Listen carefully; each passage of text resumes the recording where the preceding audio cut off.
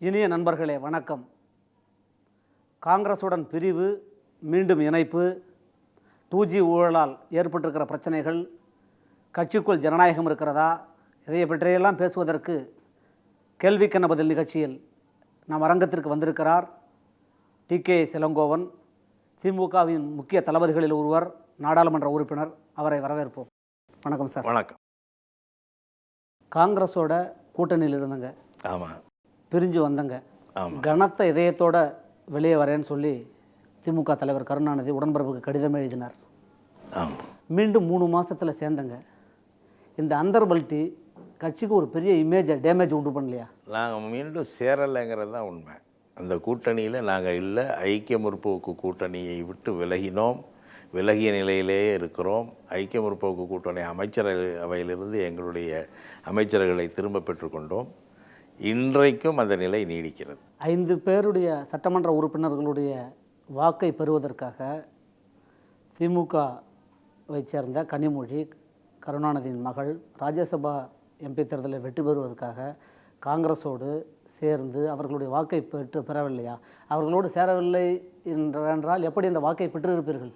ஒரு தேர்தலில் வாக்களிக்கக்கூடிய தகுதி பெற்றவர்கள் பல பேர், வாக்களிக்கக்கூடிய உரிமை உள்ளவர்கள், சட்டமன்ற உறுப்பினர்கள், அவர்கள் பல கட்சிகளிலே பல எண்ணிக்கையிலே இருக்கிறார்கள்.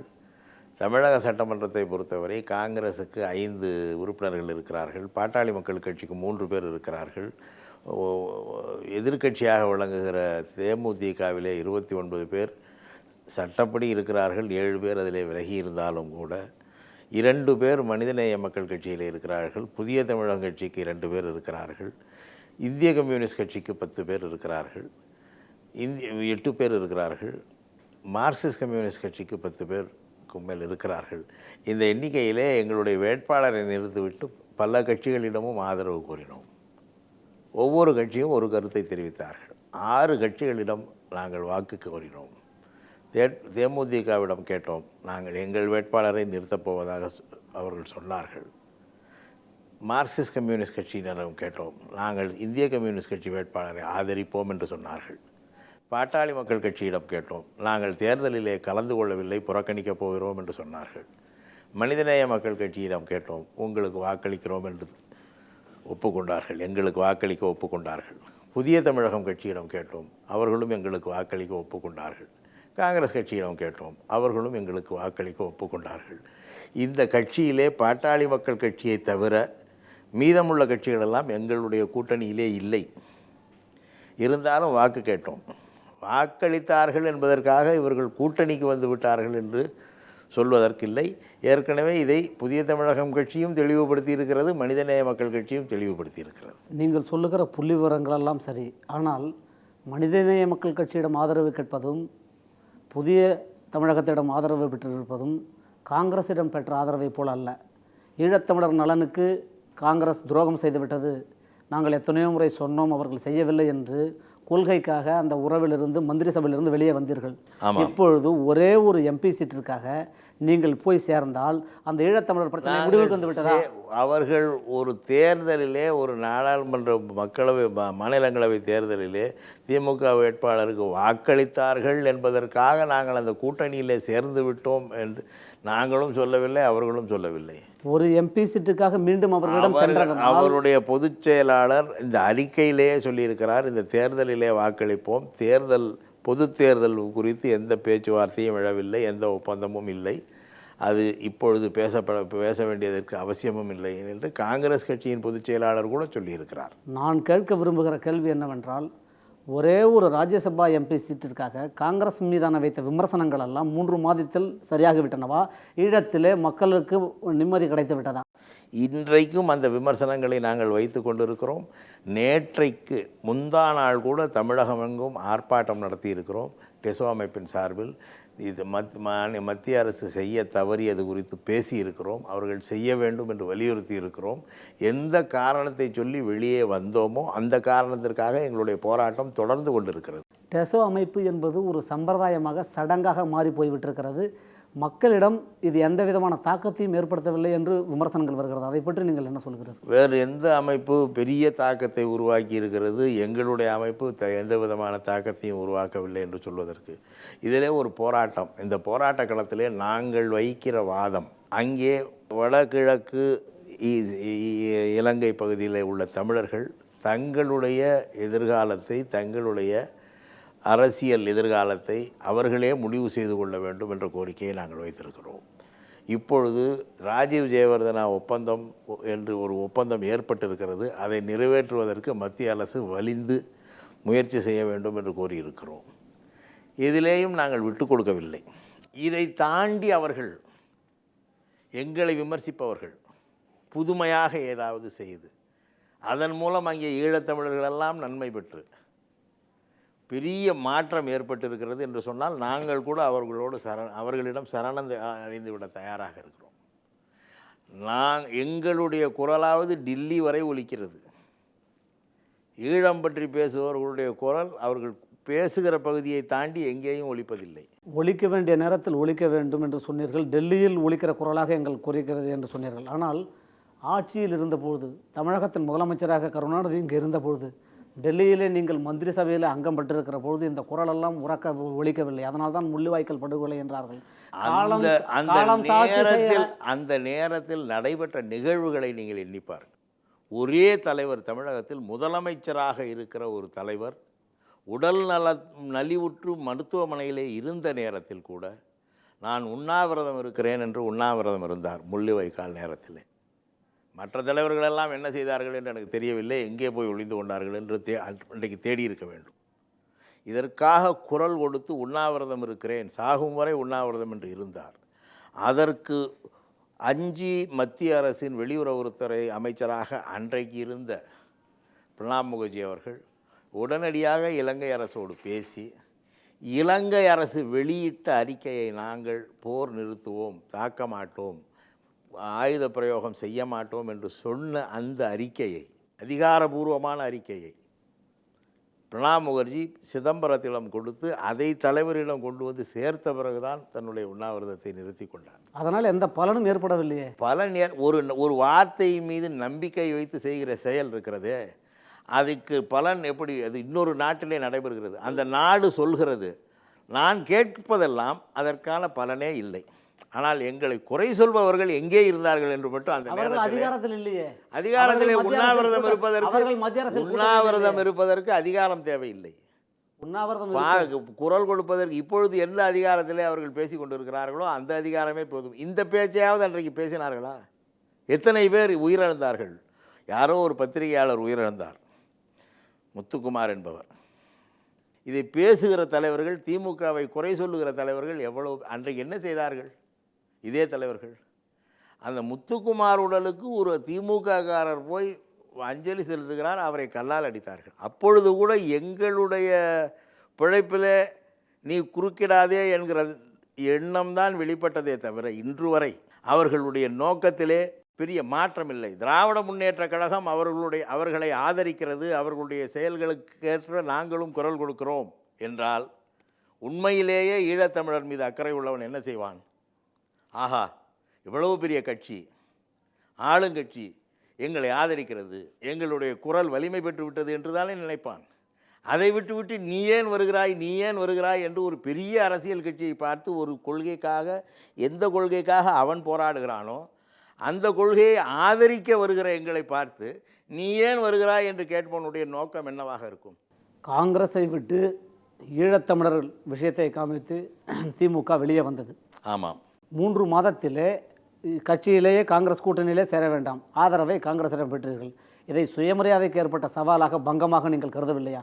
இது நாங்கள் மீண்டும் எங்களுடைய நிலைப்பாட்டிலிருந்து மாறி மீண்டும் ஐக்கிய முற்போக்கு கூட்டணியிலே இணைந்தோ அல்லது காங்கிரஸை ஆதரிக்கிறோம் என்று அந்த அணியிலே சேர்ந்தோ இருந்தால்தான் அது சுயமரியாதைக்கு பங்கம். நாங்கள் இன்னும் காங்கிரஸை விமர்சிக்கிறோம், இன்றைக்கும் விமர்சிக்கிறோம், நேற்றும் விமர்சித்தோம், நாளையும் விமர்சிப்போம். ஈழப் பிரச்சனையிலே காங்கிரசின் தவறுகளை சுட்டிக்காட்டுவோம். மத்திய அரசுக்கு அழுத்தம் கொடுப்போம். தொடர்ந்து செய்து கொண்டிருக்கிறோம். எந்த காரணத்திற்காக வெளியே வந்தோமோ அந்த காரணத்தை தொடர்ந்து முன்னெடுத்து செல்கிறோம். இந்த சூழ்நிலையிலே நாங்கள் சேர்ந்து விட்டோம் என்று எப்படி நீங்கள் சொல்கிறீர்கள்? ஒரு இயக்கத்தை விமர்சிப்பீர்கள். அதிலிருந்து கூட்டணியிலிருந்து 9.5 ஆண்டு காலம் யூபிஏ கவர்மெண்ட் 1 கவர்மெண்ட் 2 ரெண்டுத்துலேயும் பார்ட்டிசிபேஷன் மந்திரியில் இருந்தங்க, மந்திரி பதவியில், மந்திரி சபையில் வெளியே வந்தங்க. அப்பொழுது ஒரே ஒரு ராஜ்யசபா எம்பி சீட்டிற்காக இந்த விமர்சனங்கள், நீங்கள் முன்வைத்த விமர்சனங்கள், நீங்கள் அந்த இயக்கத்தை பற்றி பேசிய பேச்சுக்கள், அதில் உடன்பாடு ஏற்படவில்லை, வெளியே வந்தீர்கள் என்றால் கொள்கை பெரிதா, ஒரு ராஜ்யசபா சீட் எம்பி பெரிதா என்பதுதான் இன்றைக்கு யதார்த்தமாக கேட்கிறார்கள். இப்பொழுது நாங்கள் வேட்பாளரை நிறுத்தவில்லை என்றால் பாட்டாளி மக்கள் கட்சி 3 பேர் எம்எல்ஏக்கள் வாக்களிக்கவில்லை. தங்கள் வாக்குரிமையை அவர்கள் பயன்படுத்தவில்லை. காங்கிரஸ் கட்சியும் பயன்படுத்தாமல் போயிருக்கும். அதை பற்றி நமக்கு என்ன கவலை? காங்கிரஸ் கட்சி பயன்படுத்தவில்லை என்பதற்காக நீங்கள் இப்பொழுது இந்த விமர்சனங்களை எல்லாம் நாங்கள் உங்களை எதிர்ப்பதை விட்டு விடுகிறோம். ஈழத்தமிழர் பிரச்சனையிலே நாங்கள் எங்களுடைய போராட்டங்களை நிறுத்திக் கொள்கிறோம். எங்களுக்கு வாக்களியுங்கள் என்றால் கேட்டோம்.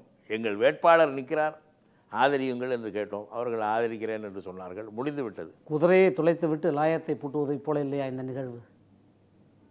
கேட்க வேண்டிய நேரத்தில், பேச வேண்டிய நேரத்தில், செய்ய வேண்டிய நேரத்தில் அமைதியாக இருந்துவிட்டு உரக்க குரல் கொடுக்கவில்லை. இப்பொழுது அதையெல்லாம் நாம் எதற்காக வந்தோம்? காங்கிரஸை விட்டு வெளியே வந்ததற்கான காரணங்கள் எல்லாம் போய்விட்டதா, நிறுத்து போய்விட்டதா? அப்படியே இருக்கின்றன. அப்படியே இருக்கிற பொழுது அந்த கட்சியிடமிருந்து ஆதரவை பெறுவது என்பது ஒரு மனசாட்சிக்கு விரோதமாக இல்லையா? அப்படி சொல்ல முடியாது. இப்பொழுது நாடாளுமன்றத்திலே ஒரு சட்டம் வருகிறது என்றால் அந்த சட்டத்தை, இப்பொழுது இன்னொன்று சொல்கிறேன், இப்பொழுது வர இருக்கிற உணவு பாதுகாப்பு சட்டத்தை பாரதிய ஜனதா கட்சி ஆதரிப்பதாக அவையிலேயே சொல்லியிருக்கிறார்கள். இதன் அடிப்படையிலே பாரதிய ஜனதா கட்சிக்கும் காங்கிரஸ் கட்சிக்கும் ஒரு ஒப்பந்தம் ஏற்பட்டு விட்டது என்று நீங்கள் குற்றம் சாட்ட முடியுமா? அவர்கள் கூட்டணியில் இருந்தார்களா, வெளியே வந்தார்களா? எதுவும் ஒப்பந்தம் ஒரு கொள்கைக்கோ, ஒரு சட்டத்திற்கோ, அல்லது ஒரு தீர்மானத்திற்கோ, ஒரு தேர்தலிலே வாக்களிப்பதற்கோ செய்தால் அதை ஒப்பந்தம் என்று எப்படி சொல்வீர்கள்? அப்படி என்றால் இப்பொழுது பாரதிய ஜனதா கட்சிக்கும் காங்கிரஸ் கட்சிக்கும் ஒப்பந்தம் ஏற்பட்டது என்று சொல்வீர்களா? இல்லை, இது அந்த ஒரு குறிப்பிட்ட விஷயத்திற்கான ஆதரவு. அது முடிந்த பிறகு அந்த ஆதரவு திரும்ப தொடரப்போவதில்லை. 2014 அவர்கள் இன்னும் ஒன்று சொல்கிறேன். 2014 மார்ச் மாதத்திலே வருகிற மாநிலங்களவை தேர்தலிலே எங்களை ஆதரியுங்கள் என்ற கோரிக்கையை கூட அவர்கள் வைக்கவில்லை. 2 உறுப்பினர்கள், காங்கிரஸ் உறுப்பினர்கள் பதவி காலம் முடிகிறது, அந்த கோரிக்கையை கூட அவர்கள் வைக்கவில்லை. கனிமொழிக்கு ஆங்கிலம் தெரியும், அதனால் அவர் ராஜ்யசபா எம்பி ஆகியிருக்கிறார் என்று கருணாநிதி சொல்லியிருக்கிறார். திமுகவில் வேறு யாருக்கும் ஆங்கிலம் தெரியாதா என்று கலைஞரின் நிழலாக இருந்த இப்பொழுது அதிமுகவில் இருக்கிற பருதியிலமொழி பேசியிருக்கிறார். அவர் அப்படி சொன்னதாக எனக்கு தெரியவில்லை. கனிமொழிக்கு ஆங்கிலம் தெரியும், அதனாலே மாநிலங்களவைக்கு உறுப்பினராக ஆக்குவேன் என்று சொன்னதாக எனக்கு தெரியவில்லை. ஒன்று, கனிமொழி முதல் முறை மாநிலங்களவைக்கு தேர்ந்தெடுக்கப்பட்ட பொழுது அதுக்கு வாக்களித்தவர்களிலே பரிதி இடமொழியும் ஒருவர், அதையும் அவர் மறந்துவிடக்கூடாது. உணவு பாதுகாப்பு எல்லாம் இருக்கிற இடத்துக்கு ஏற்றார் போல் பேசுவது பாவம். என்ன செய்வது? உணவு பாதுகாப்பு மசோதா குறித்து திமுக இரட்டை வேடம் போடுகிறது என்று முதலமைச்சர் பகிரங்கமாக ஒரு விமர்சனத்தை வைத்திருக்கிறார். இதை பற்றி நீங்கள் என்ன சொல்கிறீர்கள்? பெரிய முதலமைச்சரை விட இதை சொல்வதற்கு தகுதி உள்ளவர்கள் யாரும் கிடையாது. ஏனென்றால் இதே முதலமைச்சர் தான் தமிழ்நாட்டிலே உணவு அட்டைகளுக்கெல்லாம் எச்சு முத்திரை குத்தியவர். எச்சு முத்திரை குத்தப்பட்ட அட்டைக்காரர்கள் 9 ரூபாய்க்கு 1 கிலோ அரிசி வாங்க வேண்டும், மற்றவர்களெல்லாம் 3 ரூபாய்க்கு அரிசி வாங்க வேண்டும் என்று சட்டம் போட்டவர் இந்த முதலமைச்சர். பெரிய உள்ளம் கொண்டவர். அதற்கு பிறகு அவரே அதை மாற்றிக்கொண்டார், எதிர்ப்புக்கு அஞ்சி மாற்றிக்கொண்டார். அப்பேற்பட்ட ஒரு முதலமைச்சர் அவர் ஒரே வேடம்தான் முதலிலிருந்து போட்டு வருகிறார். மக்களை ஏமாற்றுகிற வேடமாக அதை சொல்லலாம். உணவு பாதுகாப்பு மசோதா நாடாளுமன்றத்தில் கொண்டு வந்தால், சட்டமாக்கப்பட்டால் அதை திமுக எதிர்க்குமா என்று ஒரு விமர்சனத்தை முதலமைச்சர் வைத்திருக்கிறார். தமிழக முதலமைச்சர் ஒரு நாடாளுமன்ற உறுப்பினராக உங்களுடைய பதில் என்ன? ஜெயலலிதா என்ன கருதி இந்த பிரச்சனையை பெரிதாக ஆக்குகிறார் என்று எனக்கு தெரியவில்லை. எனக்கு ஒரு ஜெயலலிதா மீது ஒரு சந்தேகம் உண்டு. ஜெயலலிதாவுக்கு இங்கே தமிழ்நாட்டிலே நடைமுறையில் இருக்கிற அனைவருக்குமான பொது விநியோக திட்டத்தில் எப்பொழுதுமே ஆர்வம் இருந்ததில்லை. அதன் எதிர்ப்பாளர் என்ற வகையிலே தான் அவர் முதலிலே அவருடைய முந்தைய ஆட்சி காலத்திலே எச்சு முத்திரை குத்தி அவர்கள் எச்சு முத்திரை உள்ளவர்களுக்கான அரிசி விலையை அதிகரித்தார். இப்பொழுது ஏதாவது ஒரு காரணம் சொல்லி இந்த திட்டத்தை நிறுத்துவதற்காக இந்த அடிப்படை ஏற்பாடுகளை எல்லாம் செய்கிறாரா என்கிற அச்சம் எனக்கு இருக்கிறது, ஐயம். எங்களை பொறுத்தவரை எங்களுடைய நிலைப்பாடு ஒன்றே ஒன்று தான். தமிழ்நாட்டில் தற்போது உள்ள அனைவருக்குமான பொது விநியோக திட்டம் யுனிவர்சல் பிடிஎஸ், இந்த திட்டம் தொடர்ந்து நடைபெறுவதற்கு இப்பொழுது மத்திய அரசால் அறிவிக்கப்படுகிற அறிமுகப்படுத்தப்படுகிற உணவு பாதுகாப்பு சட்டம் எந்த வகையிலும் தடையாக இருக்கக்கூடாது. ஏனென்றால் மத்திய அரசு கொண்டு வருகிற திட்டத்தையும் தாண்டிய, அதையும் மீறிய மிக உயர்ந்த திட்டம் இது. இந்த திட்டம் இந்தியா முழுமைக்கும் நடைமுறைப்படுத்த வேண்டும் என்று நானே நாடாளுமன்றத்திலே பல முறை குரல் கொடுத்திருக்கிறேன்.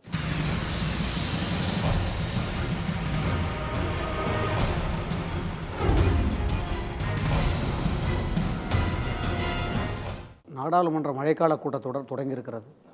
சாதாரணமாகவே கடந்த பல ஆண்டுகளாக நாடாளுமன்றம் நடக்கிற நாட்களை விட கூடி உடனே ஒத்திவைக்கப்படுகிற நாட்கள் தான் அதிகமாக இருக்கிறது.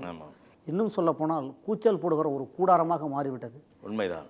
இது ஏன் இந்த நிலைமை? இதை மாற்றுவதற்கு வழியே இல்லையா? லட்சக்கணக்கான கோடிக்கணக்கான மக்களின் வரிப்பணங்கள் செலவழிந்து தான் ஒரு நாள் நாடாளுமன்றம் கூடினால் பல லட்சங்கள் கோடிக்கணக்கில் கூட செலவழிக்கிறது என்று சொல்கிறார்கள். ஆமாம். ஏன் இந்த நிலைமை? எதனால் இப்படி ஏற்படுகிறது?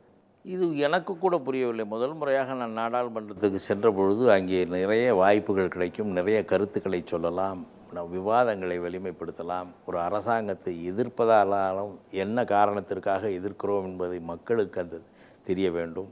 ஆதரிப்பதானால் என்ன காரணத்திற்காக ஆதரிக்கிறோம் என்பது மக்களுக்கு தெரிய வேண்டும். அதே போல் ஒரு அரசாங்கம் ஒரு செயலை அந்த எதிர்ப்பிற்கு பதில் சொல்லும் பொழுது அந்த பதில் நியாயம்தானா என்பதை மக்கள் புரிந்து கொள்ள வேண்டும். அல்லது ஆதரவுக்கு நன்றி சொல்லும் பொழுது அரசாங்கம் சரியான முறையிலே நடந்து கொள்கிறதா என்பதை தெரிந்து கொள்ள வேண்டும். எந்த குற்றச்சாட்டையும் ஆதாரத்தோடு விளக்கி அதை பதிவு செய்ய வேண்டும். நாடாளுமன்றத்திலே விவாதிக்கப்படுகிற சொற்கள் தான் மக்களிடம் போய் சேர்கிறதே தவிர கூச்சலோ குழப்பமோ மக்களிடம் போய் சேராது. ஆனால் சில நேரத்திலே இந்த விவாதத்திற்கு தயாராக இல்லை. பாரதிய ஜனதா கட்சி கூட அரசாங்கத்தை பார்த்து நீ இதை செய்துவிட்டு வருவரை நாங்கள் கோஷம் போடுவோம் என்று சொன்னார்கள். 2G விவகாரத்திலே கூட்டுக்குழு நாடாளுமன்ற கூட்டுக்குழு அமைப்பது பிரச்சனையில் நீ கூட்டுக்குழு அமைப்பதற்கான காரணங்களை பதிவு செய்யாமல், கூட்டுக்குழு ஏன் வேண்டும் என்று கேட்கிறார்களோ அந்த கோரிக்கைகளை நாடாளுமன்றத்திலே விவாதித்து பதிவு செய்யாமல், அதன் மூலம் மக்களுக்கு அந்த காரணங்களை கொண்டு போய் சேர்க்காமல், கூட்டுக்குழு அமைத்து விட்டு வந்தால்தான் நாடாளுமன்றத்தை நடத்த விடுவோம் என்று தொடங்கியது பாரதிய ஜனதா கட்சி. அன்று முதல் அதுவரை 2010 வரை 1.5 ஆண்டு காலம் ஒழுங்காக நடைபெற்று கொண்டிருந்த நாடாளுமன்ற கூட்டத்தொடர் இந்த கூட்டுக்குழு விவகாரத்திலே இவர்கள் அமைத்தே தீர வேண்டும், அதுவரை நாடாளுமன்றத்தை நடத்த விட மாட்டோம் என்று அவர்கள் அது குறித்து கருத்துக்களை சொல்லாமல்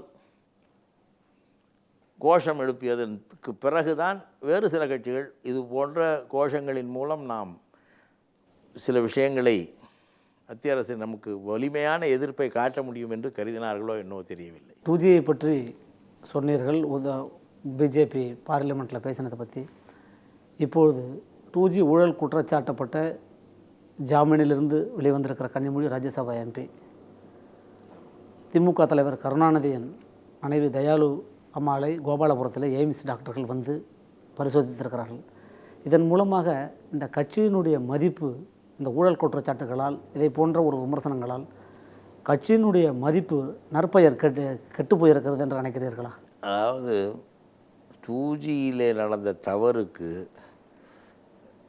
தவறு நடந்ததாக சொல்லி அது ஒரு பெரிய தொகையாக சொல்லி ஒரு பெரிய விளம்பரத்தை தேடி திமுகவினரை குற்றவாளியாக்கி எல்லாம் முடிந்து விட்ட பிறகு இன்றைக்கு அந்த வழக்கின் நிலையை பார்த்தால் அது வெறும் அன்றைக்கு ஊதி பெரிதாகப்பட்ட ஒன்று என்பது மிக தெளிவாகிறது. இதில் நான் கேட்க வருவது என்னவென்றால், தன்னுடைய கட்சியினுடைய கொள்கைவர செயலாளராக இருந்த ராஜா துறையின் மந்திரியாக இருந்து அவர் ஊழல் குற்றச்சாட்டப்பட்டு உச்சநீதிமன்றத்தால் கண்காணிக்கப்பட்டு திகார் செயலிலே 1.5 வருடம் இருந்தார். தன்னுடைய மகள் 6 மாதம் இருந்து ஜாமீனில் வந்திருக்கிறார். தன் மகள் ஒரு புறம் இப்படி, தன் மனைவி மீது இப்படி ஒரு விமர்சனங்கள், எய்ம்ஸ் டாக்டர் வந்திருக்கிறார். இதையெல்லாம் உங்கள் தலைவர் எப்படி எடுத்துக்கொள்கிறார்? வருத்தமான விஷயம். தவறு செய்யாதவர்களை தண்டிப்பது என்பது அல்லது தவறு செய்யாதவர்கள் மீது குற்றச்சாட்டு சொல்வது என்பது வருந்தத்தக்க விஷயம்தான். இது அரசியல் பொது வாழ்க்கையிலே இருப்பகின்ற காரணத்தினால் அவர் தாங்கி கொண்டிருக்கிறாரே தவிர அவர் தனிப்பட்ட மனிதராக இருந்தால் இந்நேரம் என்ன ஆயிருப்பார் என்று சொல்ல முடியாது. அவர் பொது வாழ்க்கையிலே அவருடைய நோக்கம் மக்களுக்காக உழைப்பது, ஒரு இயக்கத்தை கட்டி காப்பாற்றுவது என்ற முறையிலே தனிப்பட்ட வகையிலே தனக்கு ஏற்பட்ட தாக்குதல்களை அவர் பொறுத்து கொண்டிருக்கிறார் என்று தான் சொல்ல வேண்டும். அவ்வளவு பெரிய திட மனதுக்காரர் அவர். அவரை போன்ற ஒரு தலைவர் கிடைக்காது. இந்த அவர் மீதே குற்றச்சாட்டுகள் வந்து ஒரு நீதிபதியை வைத்து விசாரணை கமிஷன் போட்டு அந்த விசாரணை கமிஷனிலேயே முதுகெலும்பை முறிக்கும் பதில்களை எல்லாம் அவர் சொன்னார். எனவே இந்த குற்றச்சாட்டுகள் அரசியல் காரணமாக சொல்லப்படுகிற குற்றச்சாட்டுகளை அவர் பொறுத்து கொள்ள பழகி இருக்கிறார். நான் மீண்டும் பழைய வரலாறை கலரவில்லை. ஆனால் உச்சநீதிமன்றத்திற்கு என்ன உள்நோக்கம் இருக்க முடியும்? இந்த உச்சநீதிமன்றம் தான் உச்சநீதிமன்றத்தின் உள்நோக்கம் அவர்களுடைய ஒரு வரியிலே தெரிந்தது. உச்சநீதிமன்றம் தான் இதை மானிட்டர் செய்தது. உச்சநீதிமன்றத்தின் உள்நோக்கம் அவர்களுடைய ஒரு வரியிலே தெரிந்தது. இது உண்மையா இல்லையா என்று விசாரிப்பதற்கு முன்னாலே இந்த தொகையை பார்த்து இது மைண்ட் பாகிலிங் என்று நீதிபதி ஒருவர் சொல்கிறார் என்றால் அவர்களும் இந்த பத்திரிகை செய்திகளிலே ஏமாந்து விட்டார்கள். வழக்கை முழுமையாக விசாரிக்காமல் பல கருத்துக்களை அவர்கள் சொன்னார்கள். அவர்கள் என்ன உள்நோக்கம் இருக்கிறது என்று கேட்கிறீர்கள். ஆனால் நாங்கள் அந்த குற்றப்பத்திரிகையை நான் ஒரு முறை படித்து பார்க்க வேண்டும் என்று ஒரு நீதிபதி சொல்கிறார் என்றால், இதை நாடாளுமன்றத்திலே நான் பதிவு செய்தேன். அவர் நீதி எப்படி வழங்குவார்? நானே நீதிபதி, நானே குற்றப்பத்திரிகையை படித்து பார்த்துவிட்டு நீதிமன்றத்துக்கு அனுப்புகிறேன் என்றால், அப்படி ஒரு நீதியரசர் சொன்னது அதில் உள்நோக்கம் இருக்கிறதோ என்றோ தெரியவில்லை. ஆனால் மனதளவிலே அவருக்கு ஒரு எண்ணத்தை அவர் உருவாக்கி கொண்டார் என்பது தெளிவாகிறது அல்லவா? திமுக உட்கட்சி விஷயங்களுக்கு வருவோம். மூக்க அழகிரி பரபரப்பாக இருந்தார். இப்பொழுது இருந்தால் மிக பரபரப்பாக இருக்கிறார், இல்லாவிட்டால் கடும் மௌனத்தை மேற்கொள்கிறார். இதற்கு என்ன காரணம்? எனக்கு தெரிந்து அவர் எப்பொழுதும் ஒரே மாதிரி தான் இருந்திருக்கிறார். எப்பொழுதாவது அவரிடம் பத்திரிகையாளர்கள் கருத்து கேட்டார், பேசுவார். இப்பொழுதும் கருத்து கேட்டால் சொல்வார். ஆனால் அப்பொழுது பரபரப்பாக இருந்தார் என்றும் இப்பொழுது அமைதியாக இருக்கிறார் என்றும் அவரை பற்றிய விமர்சனங்கள் வருகின்றனே தவிர அவர் தொடர்ந்து பொதுக்கூட்டங்களுக்கு செல்பவர் அல்ல. தொடர்ந்து தமிழகம் முழுவதும் சுற்றுப்பயணம் மேற்கொண்டு கட்சி நடவடிக்கைகளை எந்த காலத்திலும் ஈடுபட்டவில்லை. அவர் இருந்த இடத்திலிருந்து இயங்குபவர். அங்கே உள்ள பிரச்சனைகளை பார்த்து தீர்வு சொல்பவர். ஏற்கனவே கடந்த காலத்தில் நடந்த இடைத்தேர்தல்களில் முழுமையாக ஈடுபட்டு பணியாற்றியவர். அவருடைய பணிகளை அவர் வழக்கம் போல் செய்து வருகிறார். அவருடைய செய்திகள் இன்றைக்கு பத்திரிகையிலே வராத காரணத்தினால் அவர் பரபரப்பாக இல்லை என்றோ, அவரை பற்றிய செய்திகள் தினந்தோறும் வந்து கொண்டு இருக்கின்றன என்ற காரணத்தினால் அவர் பரபரப்பாக இருந்தார் என்றோ சொல்ல முடியாது. அவர் எப்பொழுதும் எப்படி இருப்பாரோ அப்படித்தான் இன்றைக்கும் இருக்கிறார்.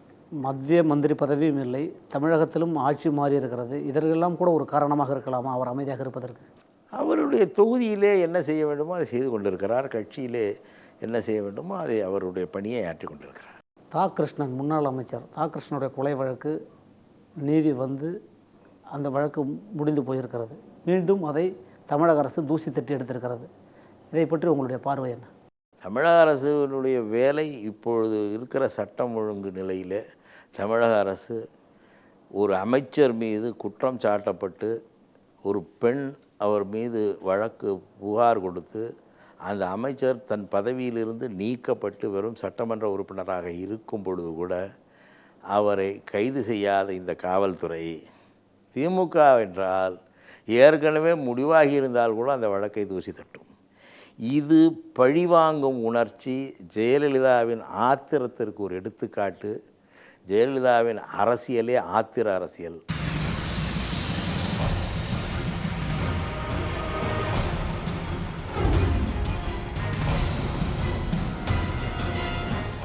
மற்ற கட்சிகள், குறிப்பாக அதிமுக ஜெயலலிதா தலைவராக இருக்கிறார், மதிமுக வைகோ தலைவராக இருக்கிறார், திமுகவில் மட்டும் கருணாநிதி தலைவராக இருக்கிறார், திமுக தலைவராக இருக்கிறார், ஸ்டாலின், கனிமொழி, அழகிரி. எத்தனை பவர் சென்டர்! இது ஒரு குரோத் ஓரியண்டாக போகிற பார்ட்டிக்கு நல்லதாக இருக்க முடியும்னு நினைக்கிறீங்களா? இல்லை இது முதல்ல இந்த கேள்வியை நீங்கள் இப்போ உள்ள நிலைமைகளை பெயர்களை வைத்து சொல்கிறீர்கள். ஒவ்வொருவரும் ஒவ்வொரு பொறுப்பிலே இருக்கிறார்கள். ஸ்டாலின் திமுகவின் பொருளாளராக இருக்கிறார். கனிமொழி திமுகவின் பல செயலாளர்களில் ஒருவராக இருக்கிறார்.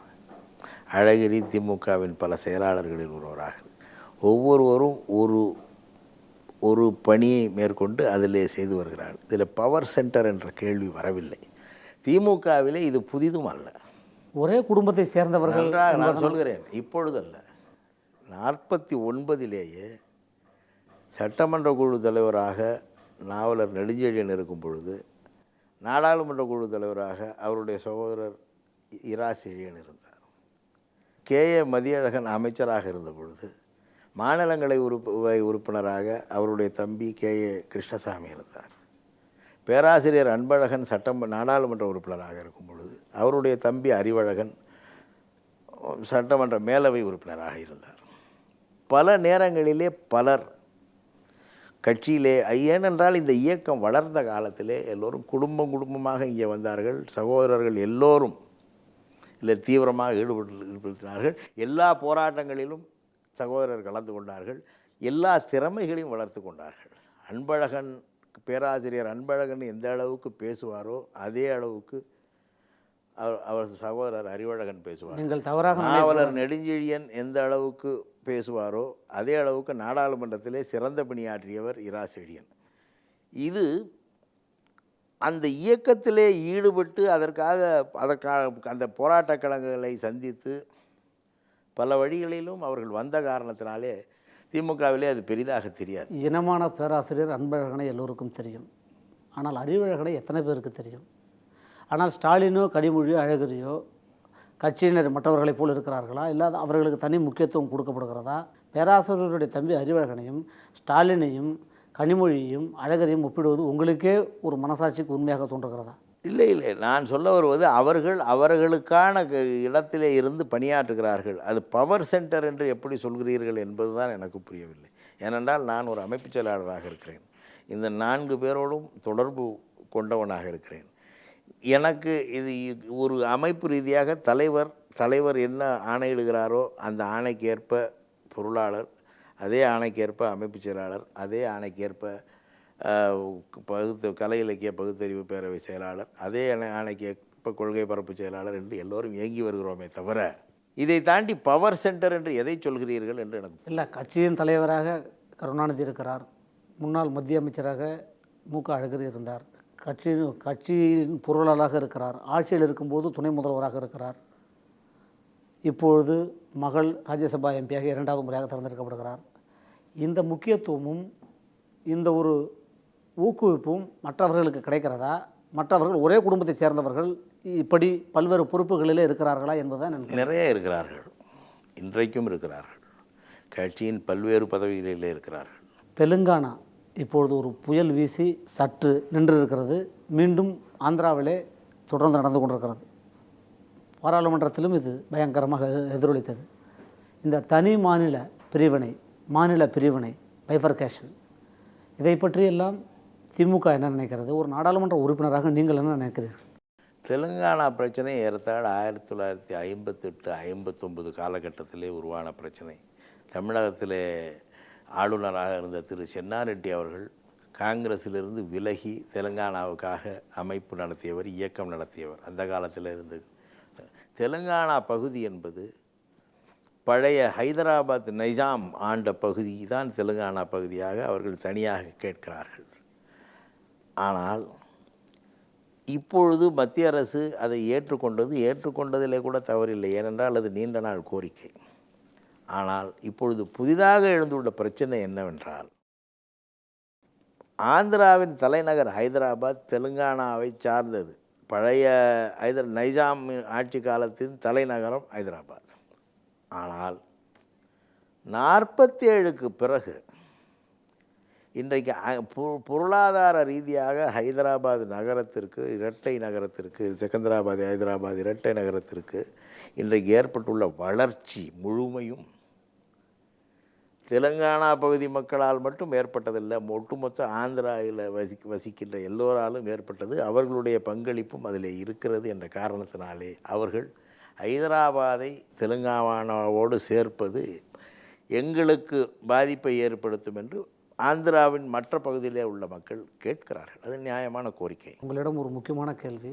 நரேந்திர மோடி, குஜராத் மாநிலத்தினுடைய முதலமைச்சர் நரேந்திர மோடிக்கு அமெரிக்கா விசா வழங்குவது குறித்து திமுகவினர் பலர் கையெழுத்து போட்டதாகவும், அந்த பிரச்சனையை வெளியே வந்த பொழுது நாங்கள் அப்படி போடவில்லை, வெட்டி ஒட்டி விட்டார்கள் என்ற விளக்கமும் நடந்து கொண்டிருக்கிறது. ஒரு பட்டிமன்றம் போல் நடந்து கொண்டிருக்கிறது. விடுதலை சேர்த்த திருமாவளவன் நான் கையெழுத்து போட்டேன் என்று சொல்லுகிறார், இன்னொரு உறுப்பினர் போட்டேன் என்று சொல்லுகிறார்கள். இல்லை, என்ன தான் நடந்தது? இதில் ஒரு டிரான்ஸ்பரண்ட்டாக என்ன பதில் சொல்லுங்கள், என்ன தான் நடந்தது? அதில் திமுகவின் பொதுவான கொள்கை நரேந்திர மோடியின் எந்த தலைவர், எந்த அரசியல் தலைவரின் தனிப்பட்ட விஷயங்களிலே குறுக்கிடுவது அல்ல. நரேந்திர மோடி சிறுபான்மை மக்களுக்கு எதிரானவர் என்ற கருத்திலே நாங்கள் நரேந்திர மோடியை எதிர்க்கிறோம்.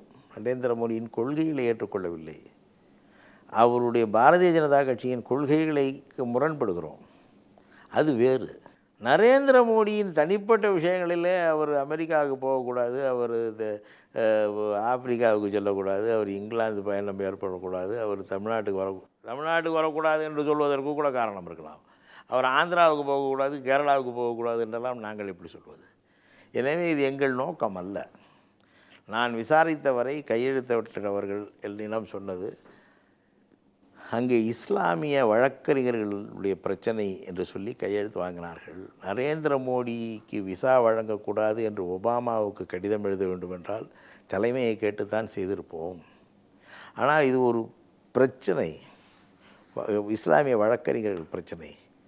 இது கொள்கை சார்ந்த பிரச்சனை இல்லை. ஒரு குழுவினருக்கு ஏற்பட்ட பாதிப்பிலிருந்து அவர்களை காப்பாற்ற வேண்டும் என்ற வகையிலே வந்தார்கள். அதற்காக கையெழுத்திட்டோம் என்று சொன்னார்கள். அவர்கள் சொன்ன காரணத்தை தான் நாங்கள் கையெழுத்திட்டவர்களே. இல்லை, கையெழுத்து போட்டோம் என்று தைரியமாக ஏன் சொல்ல முடியவில்லை? ஏனென்றால் வருகிற விமர்சனங்கள் என்னவென்றால், இதன் அடிப்படையில் வரப்போகிற நாடாளுமன்ற தேர்தலில் ஒருவேளை பாஜக வெற்றி பெற்று நரேந்திர மோடி பிரதமர் ஆனால் நாளைக்கு தர்ம சங்கடமாக இருக்கும், அதனால் ஒரு பேலன்ஸாக இருப்போம் என்று போட்டோம் என்றும் தெரியவில்லை, போடவில்லை என்று தெரியவில்லை, சிதம்பரம் ரகசியமாக இருக்கிறது என்று சொல்கிறார்கள். நாங்கள் நரேந்திர மோடிக்கு விசா கொடுக்கக்கூடாது என்று கையெழுத்து போடவில்லை என்கிறார்கள். காரணம், அது அவர்களுடைய நோக்கமாகவும் இருக்க முடியாது. போட்டது உண்மை. நீங்கள் போட்டீர்களா? நான் போடவில்லை. நீங்கள் ஒரு சக்தி வாய்ந்த உறுப்பினர், உங்களுக்கு தெரியும். உங்களுடைய நண்பர்கள் யாராவது திமுக உறுப்பினர்கள் போட்டிருக்கிறார்களா? ஏனென்றால் வெட்டி ஓட்டப்பட்டது, போடவில்லை. அந்த கடிதத்தில் கையெழுத்து போடவில்லை. அதற்கு நரேந்திர மோடிக்கு எதிராக ஒபாமாவுக்கு எழுதப்பட்ட கடிதத்தில் கையெழுத்து போடவில்லை என்று சொல்கிறார்கள். அவர்கள் சொல்லுகிறதில் ஒரு விஷயம் இருக்கிறது, நாங்கள் மட்டும் சொல்லவில்லை. சிபிஐஎம் அவர் என்னிடம் வேடிக்கையாக சொன்னார், சீதாராம் யெச்சூரி, நான் நரேந்திர மோடியை கூட ஒப்புக்கொள்வேன், ஒபாமாவை போய் ஒப்புக்கொண்டு கடிதம் எழுதுவேனா, நான் ஒரு கம்யூனிஸ்ட் ஆயிட்டேன் என்று வேடிக்கையாக சொன்னார். நான் போய் ஒபாமாவிடம் நீ மகா யோகியன், நீ நரேந்திர மோடிக்கு விசா தராதே என்று எப்படி சொல்வேன் என்று சீதாராம் யெச்சூரி வேடிக்கையாக என்னிடம் கேட்டார்.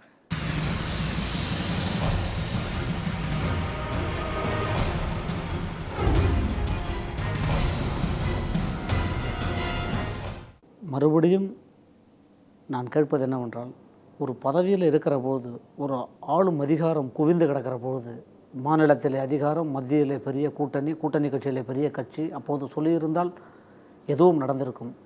அப்பொழுதெல்லாம் இல்லாமல் இப்பொழுது தெருவில் இறங்கி கோஷம் போடுவதனால் 13வது சட்டத்திருத்தம் வந்துவிடும் என்று நினைக்கிறீர்களா? அப்பொழுது சொல்லி ஏற்றுக்கொள்ளப்படவில்லை என்பதனால தானால் நாங்கள் வெளியேறினோம் கூட்டணியை விட்டு. அப்பொழுதும் இதே 13வது சட்ட திருத்தத்தை நாங்கள் எப்பொழுதும் பெரிதாக வலியுறுத்தவில்லை. காரணம், 13வது அதை பற்றி பேசிக் கொண்டிருக்கிறார். ஏன் இப்பொழுது பேசுகிறோம் என்றால், ஒரு ஒப்பந்தம், 2 நாடுகளுக்கிடையேயான ஒரு ஒப்பந்தத்தை ஒரு நாடு தன்னிச்சையாக புறக்கணிக்கிறது என்றால் அது ஏற்றுக்கொள்ளக்கூடாதது, அது ஏற்றுக்கொள்ளக்கூடியது அல்ல என்ற காரணத்தினாலே இந்தியா பைலேட்டரல் அக்ரிமெண்ட் என்று சொல்லப்படுகிற 2 நாடுகளுக்கிடையேயான ஒப்பந்தத்தில் ஒரு நாடு தன்னிச்சையாக மீற அனுமதிக்கக்கூடாது என்பதை வலியுறுத்துவதற்காக இதை சொல்கிறோம். இந்தியா அதை பார்த்து கொண்டிருக்க வேண்டுமா? அப்படியானால் கச்சத்தீவு ஒப்பந்தத்தை இரு நாடுகளுக்கிடையே ஏற்பட்ட ஒப்பந்தம், அதை நீங்கள் முடிக்கிற அதிகாரம் உங்களுக்கு இருக்கிறது அல்லவா? அதற்கு முன்னாலே சாஸ்திரி பண்டாரநாயகா ஒப்பந்தம், அதை முறிக்கிற அதிகாரம் உங்களுக்கு இருக்கிறது அல்லவா? உங்களை ஒரு நாடு மதிக்கவில்லை என்றுதானே பொருள். நான் கேட்பது என்னவென்றால், கச்சத்தீவு 70களில் 70 தாரை வாரப்பட்டது. கச்சத்தீவோ சேது சமுத்திர திட்டமோ இதை போன்ற முக்கியமான ஒரு கோர் ப்ராப்ளம், முக்கியமான விஷயங்களை பேச வேண்டிய நேரத்தில் எத்தனை முறை நீங்கள் பேசியிருக்கிறீர்கள்? எத்தனை முறை கலைஞர் முதலமைச்சராக இருக்கும்போது சொல்லியிருக்கிறார்? அப்பொழுது காங்கிரஸுக்கு இந்த உரக்க குரல் கொடுக்கவில்லை. கச்சத்தீவை பற்றி இப்பொழுது வழக்கு போட்டு என்ன பயன்? தெருவில் நின்று என்ன பேசி பயன்? ஒரு முதலமைச்சராக இருக்கிற போது, கூட்டணியில் இருக்கிற போது கச்சத்தீவை பற்றி பேசியிருந்தால் அதில் அர்த்தம் தீர்மானம் நிறைவேற்றி இருக்கிறோம். கச்சத்தீவை விட்டு கொடுத்தது தவறு என்று தமிழக சட்டமன்றத்திலே 1974ஆம் ஆண்டிலே திமுக காங்கிரஸுக்கு ஆகாத கட்சியாக ஆன பிறகு, எம்ஜிஆருக்கும் காங்கிரஸுக்கும் உறவு ஏற்பட்ட பிறகு, இதெல்லாம் அந்த காலகட்டத்தையும் மறந்து விடாதீர்கள். திமுகவின் மீது வைக்கப்படுகிற முக்கியமான குற்றச்சாட்டு என்றால், அவர்கள் பதவியில் இருக்கிற பொழுது, அதுவும் காங்கிரஸ் கூட்டணியில் இருக்கிற பொழுது மத்திய அரசுக்கு எதிராகவோ முக்கிய பிரச்சனைகளோ பேசுவதில்லை. வெளியே வந்த பிறகு இன்றைக்கு தெருவில் நின்று உறக்க கூறப்படுவதால் என்ன பயன் என்று கேட்கிறார். இது திட்டமிட்டு திமுக மீது பரப்பப்படும் பொய்யான குற்றச்சாட்டு. அதற்கு ஆதாரம் சொல்ல முடியும். ஐக்கிய முற்போக்கு கூட்டணி முதல் கட்ட ஆட்சியிலே இதே நெய்வேலி நிலக்கரி நிறுவனத்தின் பங்குகளை விற்பனை செய்ய வேண்டும் என்று வந்தபொழுது, நீங்கள் விற்பனை செய்தால் நாங்கள் உங்கள் ஆட்சியை விட்டு வெளியேறுவோம், ஆதரவை திரும்ப பெறுவோம் என்று சொன்ன பிறகு அது நிறுத்தி வைக்கப்பட்டது. திமுகவுடைய வற்புறுத்தலின் பெயரால் நெய்வேலி நிலக்கரி திட்டத்தின் 5% பங்கு விற்பனை நிறுத்தி வைக்கப்பட்டது. ஆனால் இன்றைக்கு விற்கப்பட்டு விட்டது. யார் வாங்கினார்கள்? அரசிடம் தானே விற்கப்பட்டது. யார் வாங்கினார்கள்? யார் வாங்கினார்கள் என்பது முக்கியமல்ல. அது எப்படி தனியாரும் அரசும் ஒன்றாக விட முடியுமா? கட்டாயம். முதலமைச்சர் போராடி வாங்கியிருக்கிறார். மத்திய அரசு அல்ல, தமிழகத்தினுடைய முதலமைச்சர் போராடியும் வாங்கவில்லை, வாதாடியும் வாங்கவில்லை. ஒரு அரசு பெறுவதற்கும் ஒரு தனிநபர்கள் பெறுவதற்கும் வித்தியாசம் இருக்கிறதா? இருக்கிறது. எப்படி? ஒரு நான் இது மத்திய அரசின் நிறுவனத்தின் பங்கு யாரிடம் போனாலும் அது விற்பனை தான். அந்த லாபம் யாருக்கு போய் சேரும்? யாருக்கு? தனிநபருக்கா, அரசுக்கா?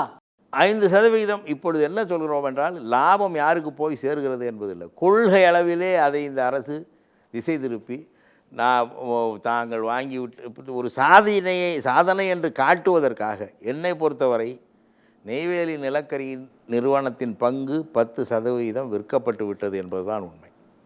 5% அவர்கள் கையை மீறி வெளியே சென்று விட்டது.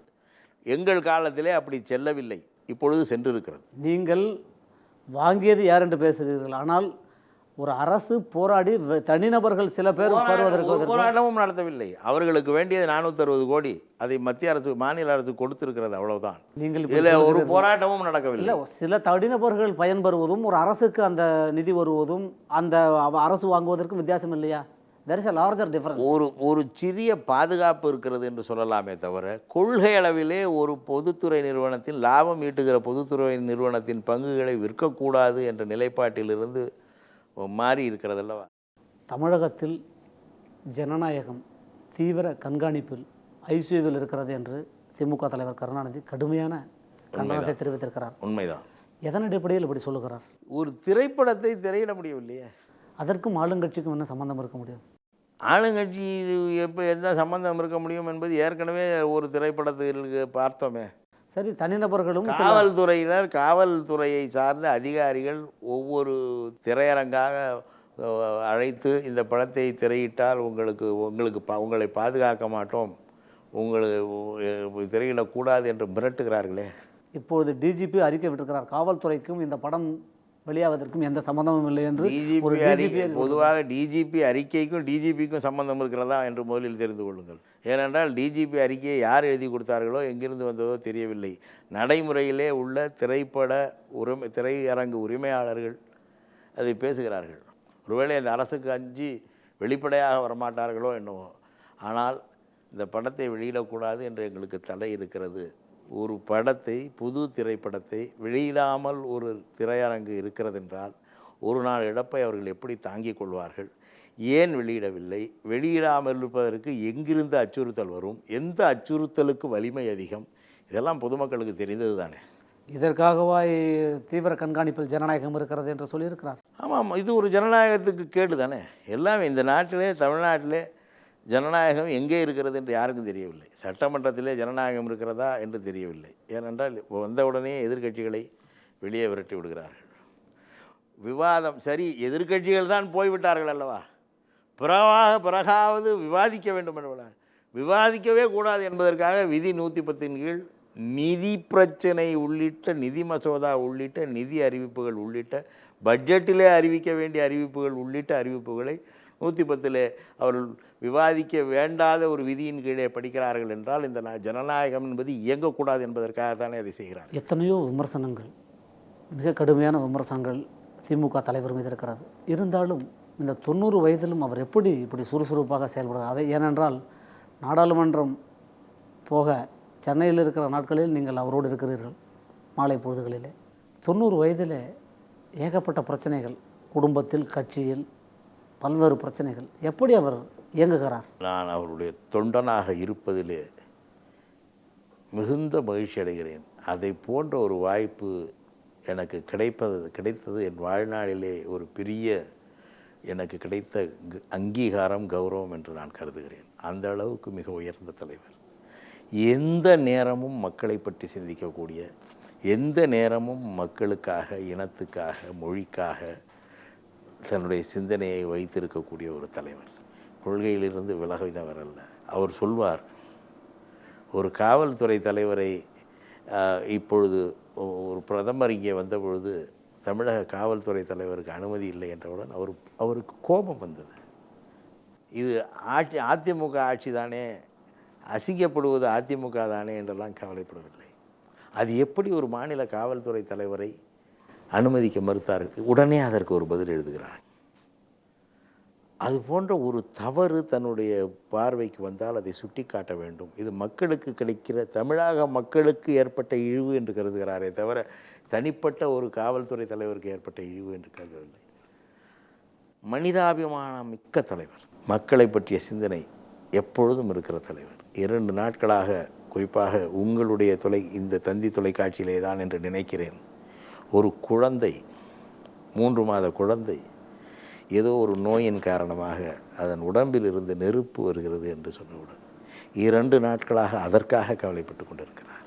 சாதாரண மக்கள் கூட ஒரு பிரச்சனை, மக்களுக்கு ஒரு பிரச்சனை என்றால் கூட அன்றை முழுவதும் அதையே சிந்தித்து கொண்டிருக்கிற தலைவராக, ஒரு அநியாயம் நடந்தால் அதற்காக கோபப்படுகிற தலைவராக, மொழிக்கு ஒரு ஊர் என்றால் வேகப்படுகிற தலைவராக, எப்பொழுதும் தன்னை தாண்டி மக்கள் பிரச்சனை, மாநில பிரச்சனை, மொழி பிரச்சனை, இனப்பிரச்சனை, இயக்க பிரச்சனை என்று அந்த பிரச்சனைக்காகத்தான் தான் இருக்கிறோம் என்ற எண்ணம் உள்ள தலைவராக, எவ்வளவு கோபத்தை காட்டினாலும் அந்த கோபம் மற்றவர்களை திருத்துவதற்காக என்ற அளவிலே அவர்கள் மீது வெறுப்பை காட்டாத தலைவராக, ஒரு தாயாக, ஒரு தந்தையாக